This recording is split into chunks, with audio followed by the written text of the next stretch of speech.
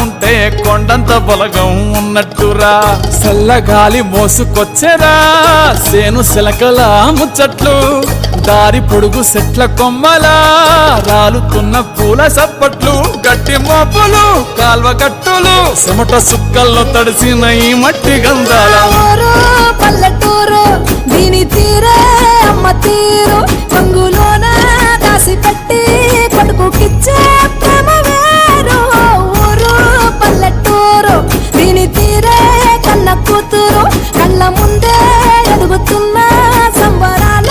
పంట పైరు